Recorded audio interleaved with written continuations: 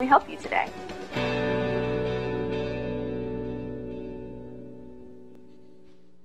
Good morning, everybody. How we doing? Good. You guys are weak. Good morning, everybody.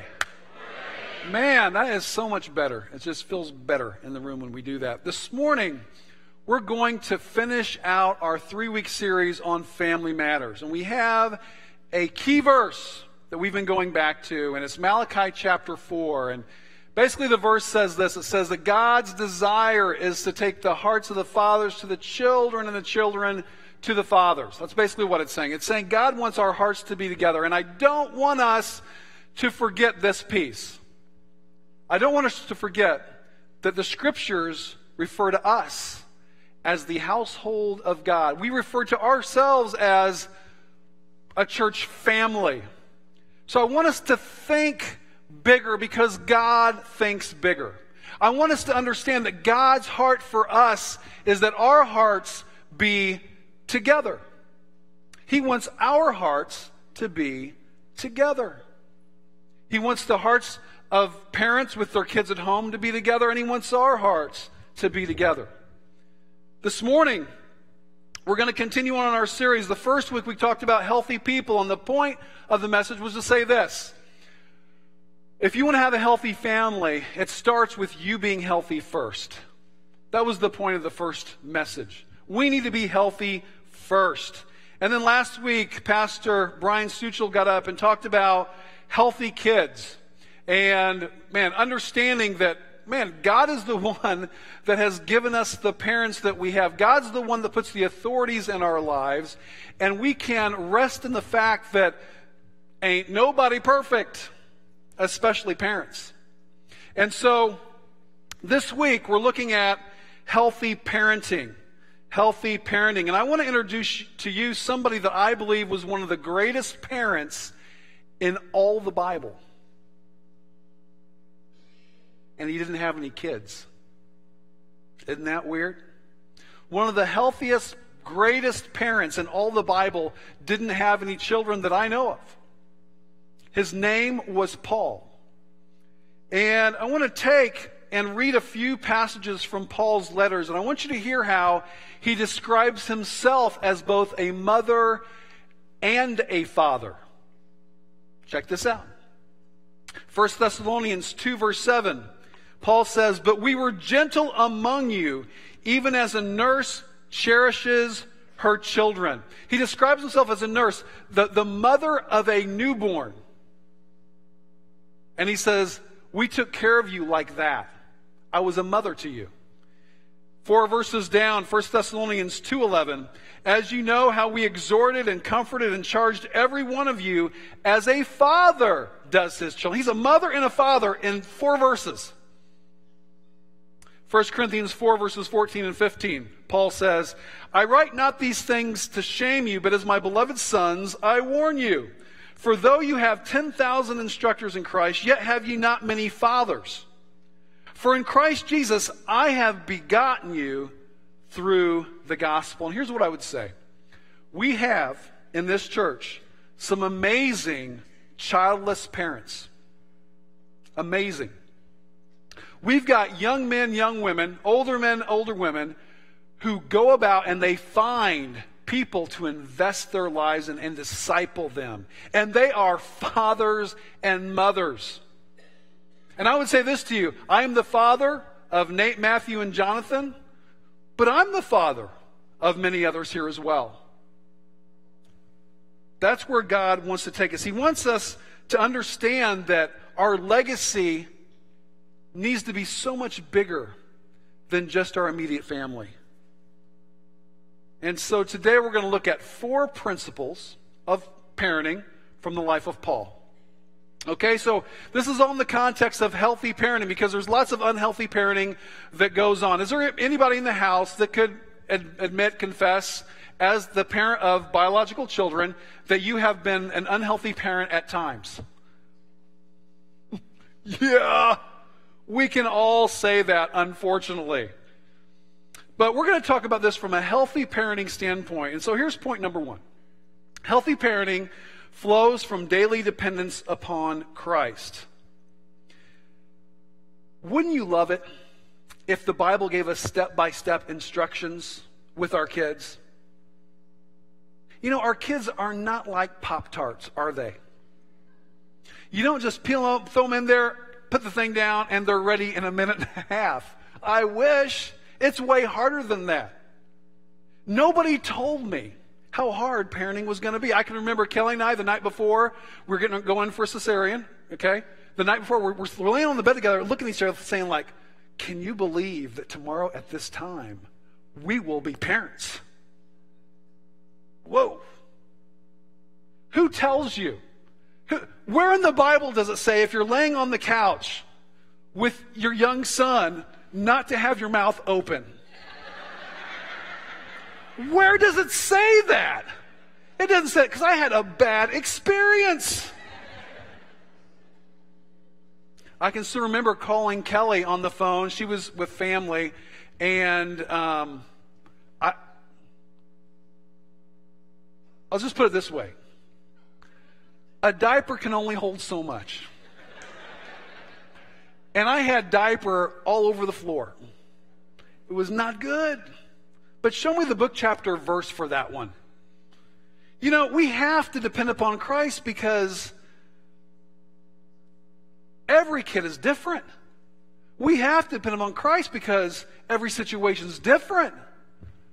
And sometimes you need to handle it this way, but other times you need to handle it that way when things come up. And that all, to me, starts with surrender. Romans 12, verses 1 and 2, where Paul says, I beseech you, therefore, brethren, by the mercies of God, that you present your bodies a living sacrifice, wholly acceptable unto God, which is your reasonable service, and be not conformed to this world, but be ye transformed by the renewing of your minds, that you may prove what is that good and acceptable and perfect will of God. Say all that to say this. It has to start with surrender. It has to start with surrender. Now, let me tell you how you can know that you're not surrendered. You're not surrendered if your heart is not at peace with what you need to do with your kids. I'm not saying that right. I'm going to retract that, go back just a little bit. But a surrendered parent is a peace-filled parent. That's what I want you to understand. A surrendered parent understands that they cannot protect their children and they have to let God have that place.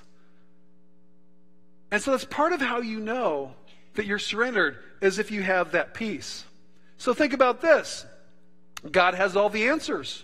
God will give you answers. And so it goes back to us saying, hey, you know what? We need to spend some time at the beginning of every day just getting in a right place in our walk with the Lord. Get to a peace-filled place in our walk with the Lord. It was George Mueller, the great man of God 100 plus years ago, who was the father of over 10,000 orphans. Over 10,000 orphans he took care of in his lifetime. And saw God bring in, this is over 100 years ago, saw God bring in over $1.5 million without ever asking for a penny. It just came in. And he took care of these kids for all those years, for over 50 years. He lived to be in his early 90s. But one of the things he said that I thought was powerful, he said, I see my job at the beginning of every day in getting my heart happy in God. Isn't that interesting? He wanted to get his heart happy in God before he started his day. Getting that place of peace and rest. Getting in a good place so that we can have a healthy perspective on life. Healthy parenting flows from that daily dependence upon Christ. Here's the second thing. Healthy parenting cultivates a mutual respect. Yes, those kids should show us respect.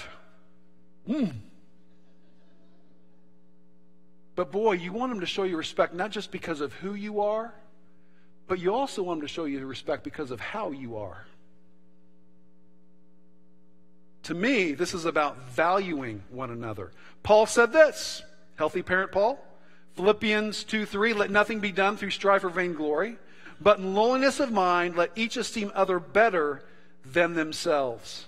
Esteeming them better than themselves. Being respectful is a great place to start. You bump into your kid in the kitchen. Oh, excuse me. Some people would be like, get away. It's being respectful, telling them good job and how proud you are of them, correcting them in a respectful way. I can think of times men that have invested in my life and how they would correct me in such a respectful way. The men that have discipled me in my past in such a loving, respectful way, encouraging me, helping me. You know, one of the questions you can ask yourself as you deal with your sons and daughters in the Lord, or your sons and daughter at home, or however you want to say that, but how would I want to be handled in this situation? How would I want to be handled in front of all my coworkers in this situation? Would I want to be handled in front of all my coworkers? Probably not. Probably would want to be taken aside privately, respectfully, and sharing with them what's going on and why it's a problem. Cultivating mutual respect. I can remember when Kelly had our boys, and we'd be there in the kitchen. We'd have one on the high chair, and Kelly would do this. I always thought, man, that is cool what she does. But she'd take the food over to the high chair and put it down in front of them, and before they could even talk, she'd say, "Thank you, Mommy." She's teaching them sign language, and she's teaching them to say thank you, and they don't even know how to talk. That's good stuff, man. That's good. You know, just a few weeks ago, we were sitting at the dinner table, and I don't know if one of my sons said something or if my wife said something. She said, "Jimmy, do you want something?" or whatever. I said, "No." And all three of my sons in unison said, "No, thank you." I laughed. We all laughed. It was funny. I was like, "No, thank you." Yeah, you're right. Okay. I can think of many times where I've had to apologize to my sons. I can think of times, and my boys can too, and they're back there. They can think of times when I've had, and what I would typically do, man, I'd typically be like, "Hey, can you come here for a second?" And I'd get down on one knee, and I'd bring them over to me, and I'd say, "Hey, I don't like how I talked to you a little while ago, and I need you to forgive me. Will you forgive me for that? I bet that was awful hearing me talk like that, wasn't it? Your daddy never wants to talk to you that way. Will you forgive me? I forgive you. Thanks, sweetie." Get my hug, and we're on our way. Cultivating that respect. Doing the humbling things at times. Here's the third thing. Healthy parenting flows from a daily dependence upon Christ, cultivates a mutual respect. Number 3, healthy parenting is grace-based. It's grace-based. Now here's what I mean by that. See, parents need to be all about fighting for the hearts of their children. We need to fight for their hearts.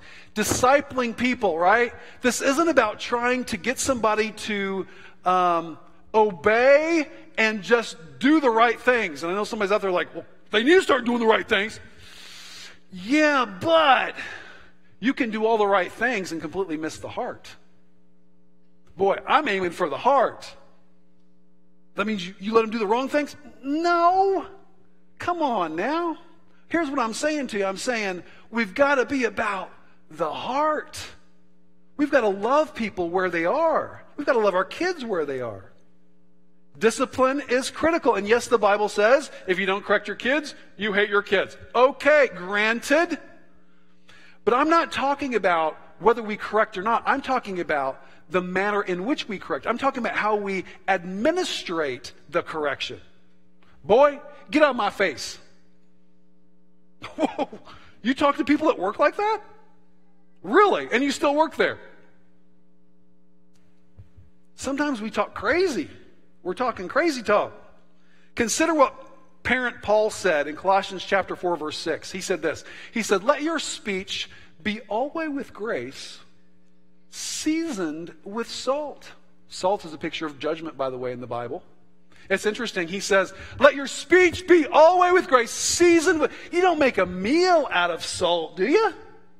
No, you take your food and you season it. You just season, just a little bit of salt. I mean, you don't want to stop your heart. You want your blood pressure to go through the roof. It's just seasoned with salt. Sometimes we're so hard on our children, and it's rough. Not operating in a grace-based manner creates a performance-based child. And what I just said just now was like crazy deep, crazy amazing, unbelievable truth that most of the people in this room struggle with, and you don't even know it. Our hearts begin to believe that we're only as good as we perform.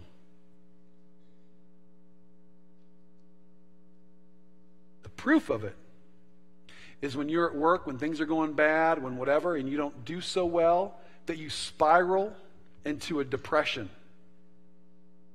What just happened? Here's what just happened. Your parenting just caught up with you. Your parent just caught up with you. That's often the case. We don't want performance-based kids. We want grace-based kids who understand their value. I have a friend whose son left his basketball in the gym, and he was telling me about it later, and he was just like, man, he goes, I wanted to rip him so bad. I'm like, what'd you do? And he's like, well, what I did was I just said, hey, you know what? That ball's going to be at Lost and Found. I can almost guarantee it's going to be Lost and Found when we go back tomorrow night. It's going to be Lost and Found. You can relax on that. And besides, you know your mom. You know how she's always got money to take care of you if you lose something. You're going to be just fine. It's going to be just fine. He could have just said, why have you been so irresponsible? What are you doing? Have we not talked about making sure that you have your basketball, that you take it home with you after practice? Look at me. Look at me. I'm talking to you. I'm talking to you. You look at me. How many times have we talked about this? And you give them the teacher face. That's what I struggle with, by the way. I used to be a teacher, and I've got this teacher face, and I can go there sometimes. Like, just that look, that stare down, that, but it's not a good thing to do. So how do you deal with the failures in your children, whether it be your spiritual children or your physical children or whatever? Grace-based approaches puts the person above the behavior. Now, here's another reason why this is a big deal. Your default perception of God comes from your relationship with your earthly father. Now, here's what I mean by that. What I mean by that is, if you had a dad who was loving and kind and gentle and patient, you're just naturally, your default is, what's God like? He's just kind and patient and loving. And that came from your earthly father. If you have a dad who was a strict disciplinarian, your default naturally is going to be that God is a strict disciplinarian. If your dad was never in your life, check this out. You know what your default is going to be? Well, I don't know. God is just, I know better. I know all the right answers, but it feels like God's 1,000 miles away. Oh, yeah. It's a big deal.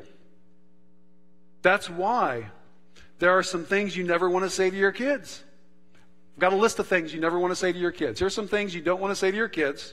You ready? Why can't you be more like, watch out, go in the other room, you're just in the way? Will you please get to the point? Stop crying, you're okay, don't be a wimp. Why can't you just get this? You can't do this. Stop, you're embarrassing me. You're setting a horrible example. Don't bother me right now. I don't have time for you. Leave me alone. Stop, or I'll give you something to cry about. Well, have you ever heard, stop, I'll jerk a knot in your tail? I've heard that one before. That's a funny one. Okay. Here's another one. Ugh, you're just like, and typically if it's coming from dad, you're just like your mother. Or you're just like your father. How about, I'm done with you. I give up. And here's a doozy. I hate you too. Oof, it's rough. So, God takes a grace-based approach with his children. When God deals with us, man, that's a great thing to consider when you're dealing with your kids or other people in the body of Christ. But if you ask yourself the question, how does God deal with me on that? How does God work with me? And I will actually do that. I'll stop, I'll pause, and I'll think about a conflict that I have, and I'll be like, now how has God handled me in the past when I've done stuff like that? really graciously usually, right? I mean, extremely gracious. Loving, he's kind, he's respectful.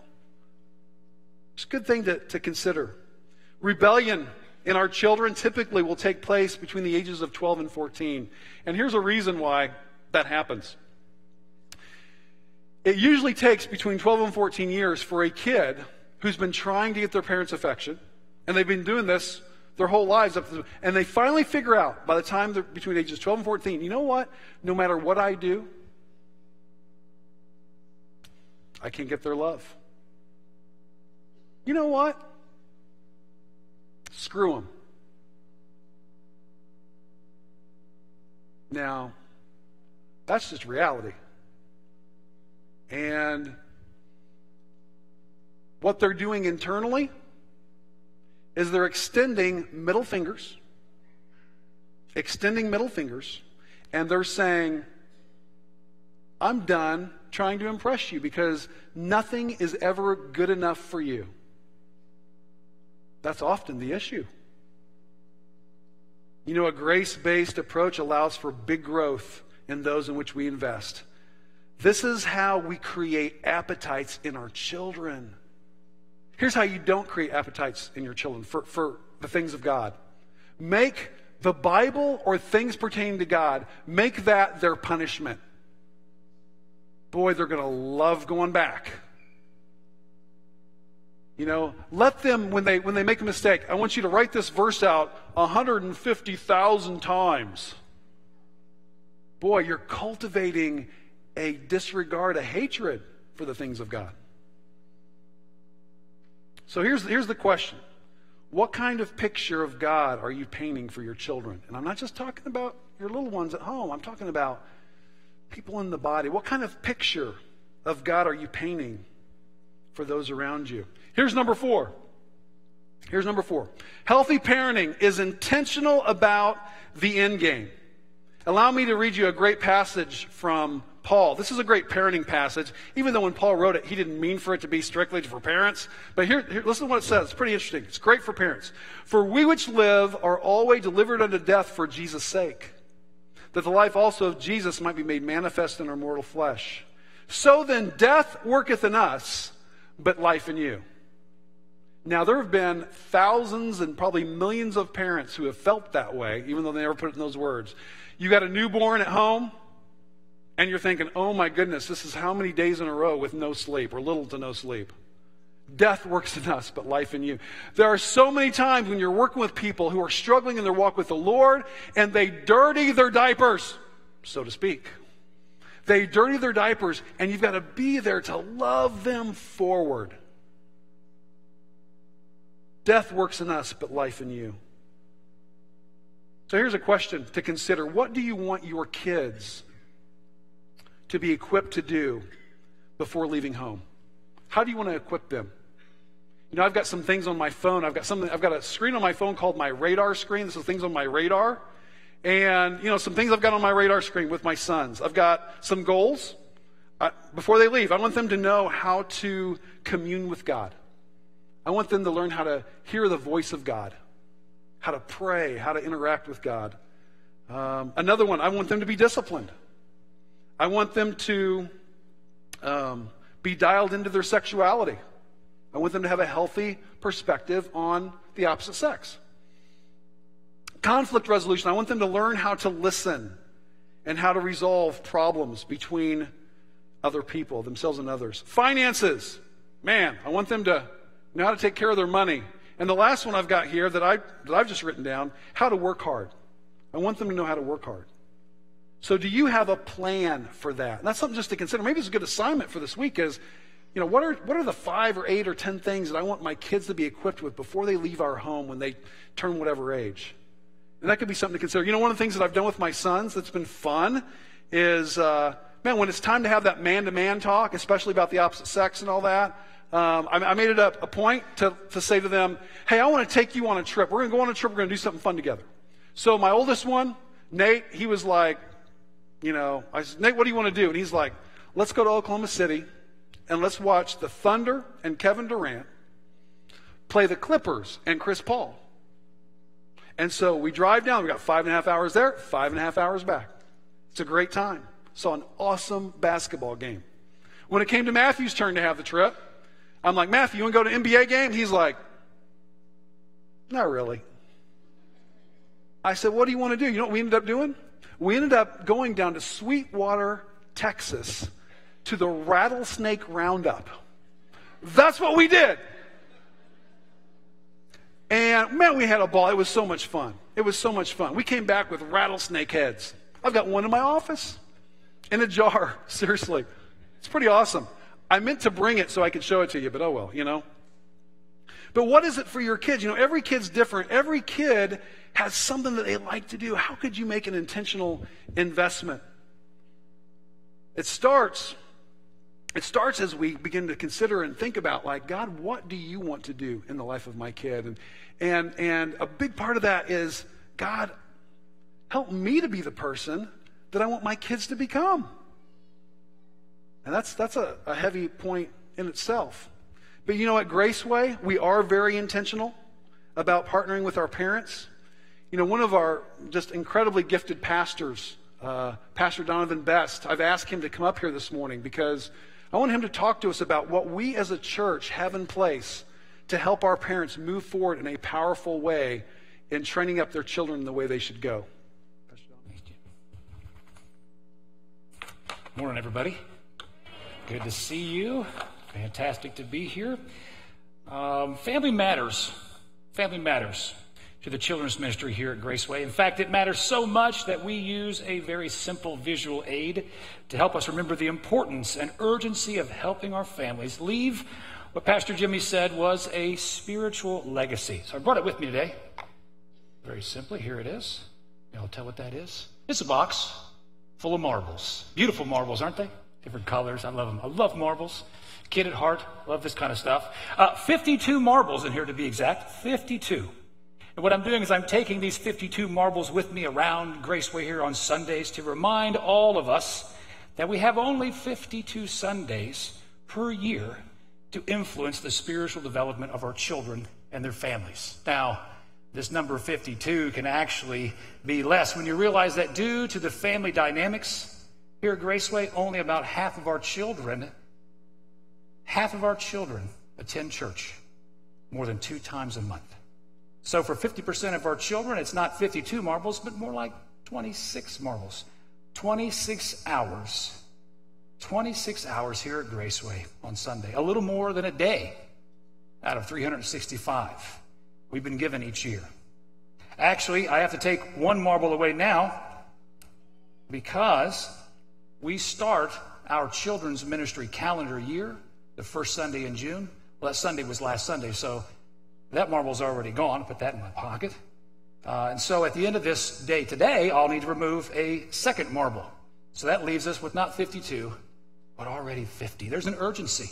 Family matters. What are we going to do to help families connect and become all that you all have been hearing about these last 3 Sundays? How do I know that family matters in our children's ministry? Because we are literally losing our marbles. Literally losing our marbles. Being a children's pastor is a great honor. It's a joy and it's a privilege.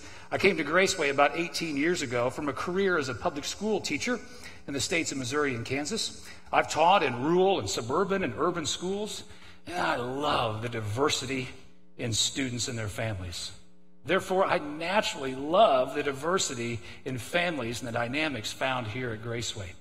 Now, on the screen here, you see a couch. It's been up there the last 3 weeks on the stage here. I'm going to tell you a little about the diversity found in the families at Graceway and who's actually sitting on this couch. There's 2 big things here. So our families at Graceway, they are diverse. First of all, they're diverse physically.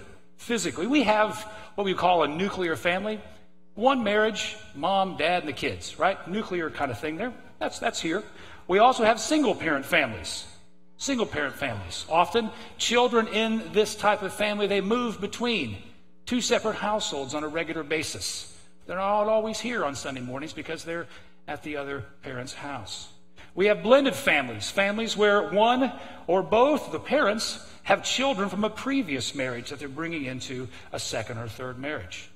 We have families with adopted children, children from all over the world, actually, adopted children. We have grandparents and great-grandparents as legal guardians raising their grandchildren. We have families with foster children. And we have families that what we call cohabitation. This is a household with two or more totally separate families that just happen to be living under the same roof. That's what's on the couch in our families here at Graceway. I myself was raised in a blended family. Single-parent mom, remarried. My dad also remarried. I have, I think, 4 stepmoms at this point, and I don't know how many stepbrothers and sisters. And so I come from that. That's what my couch looks like. I come from this blended family. So physically, our families are diverse. Secondly, our families are also spiritually diverse. We have families with parents who are new or young in the Lord or following Christ. And these parents are in need of spiritual guidance and discipleship, along with raising their own children.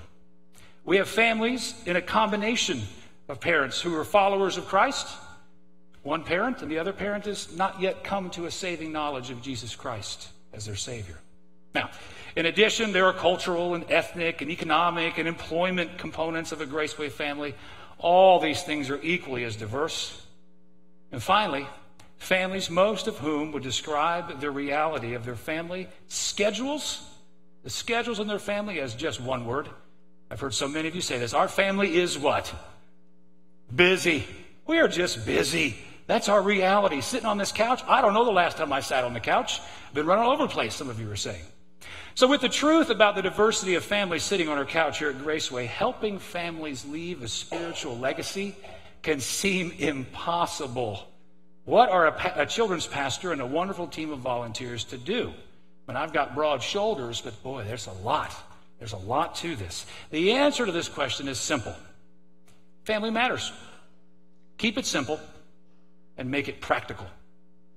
The fact is, most parents, no matter what their family dynamic consists of, really want to be good parents, and they love their children the best way they know how.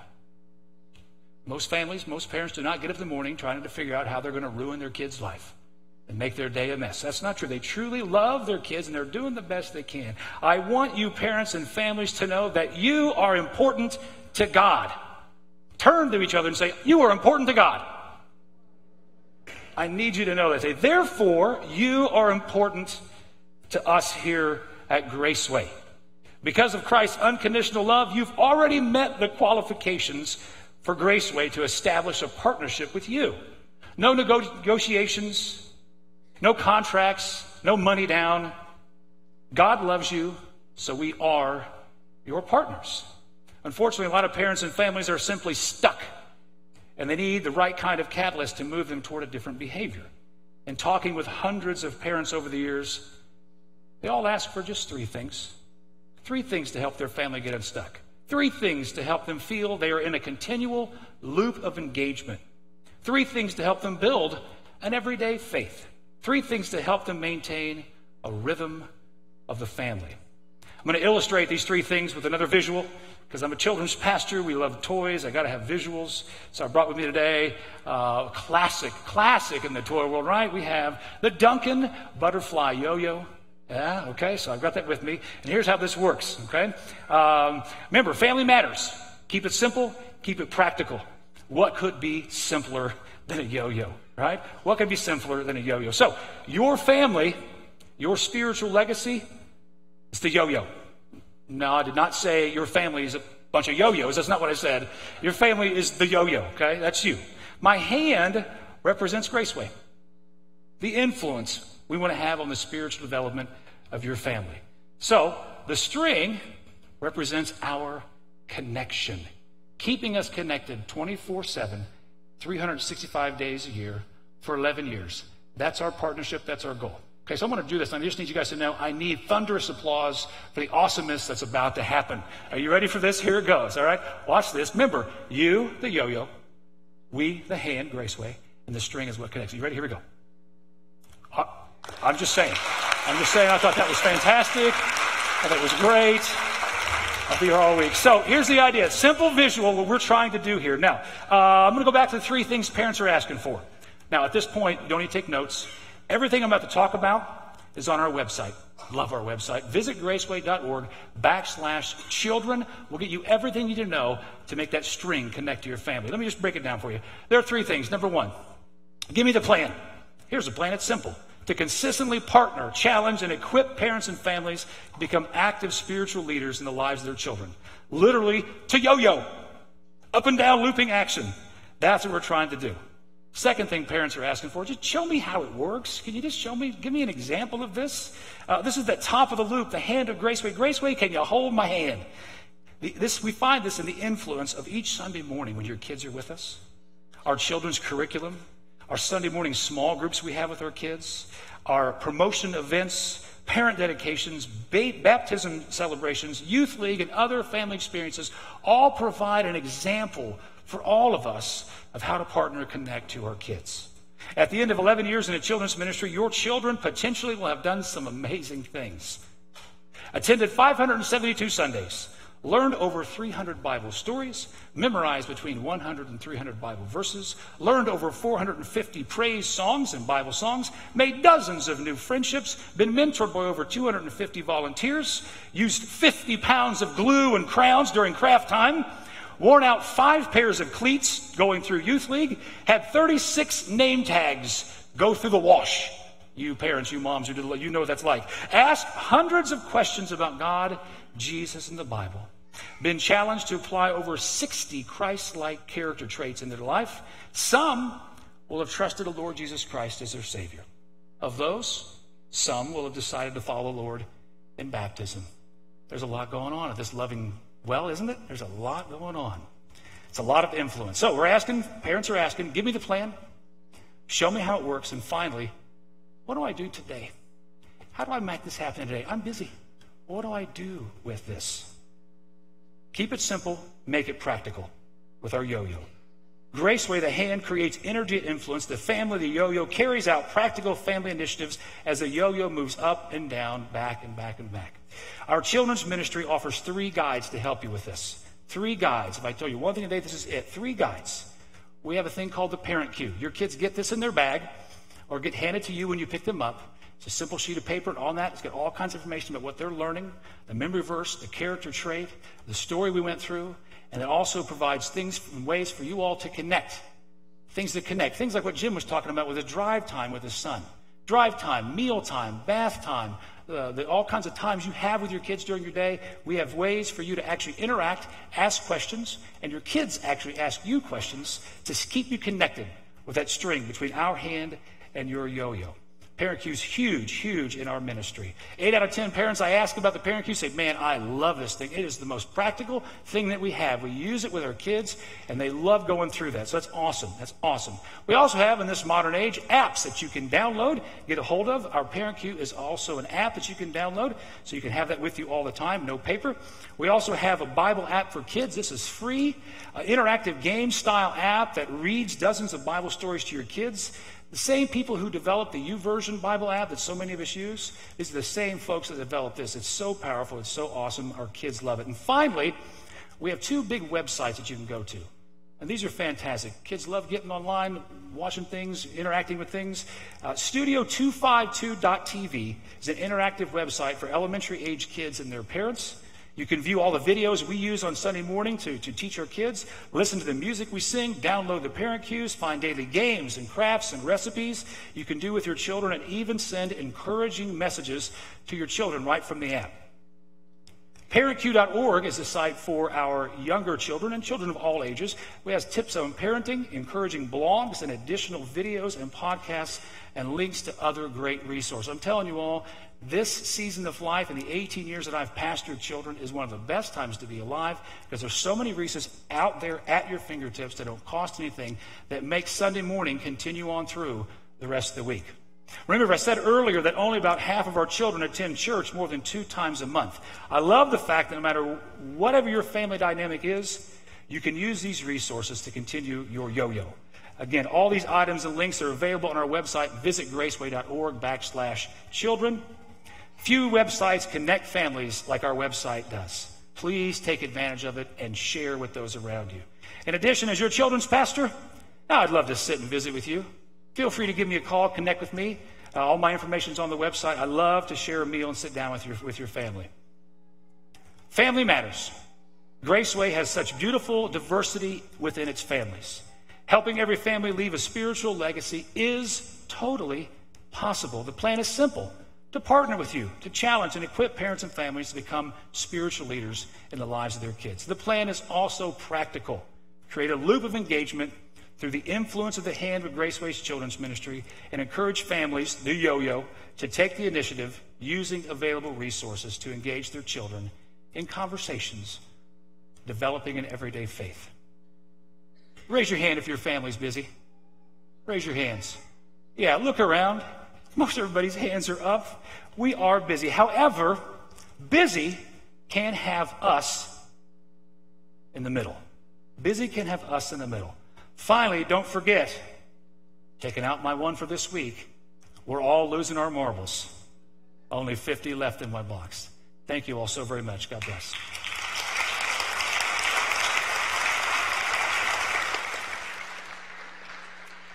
I want to leave you with this thought. What is your legacy beginning to look like? I want you to consider that. I want you to think, man, a legacy requires some intentionality. Being intentional about your kids. Pastor Donovan mentioned several things you can do if you've got kids in our Sky Kids, some things that you can do specifically to begin to invest specifically in your kids. If you're the parent of a middle school, high school kid, you could go get together with their leaders. You can get to know the high school, middle school pastor. Those are awesome guys. The leaders that they have working with them, awesome, awesome people. That's something that you could do today to begin to be more intentional about moving forward with your legacy.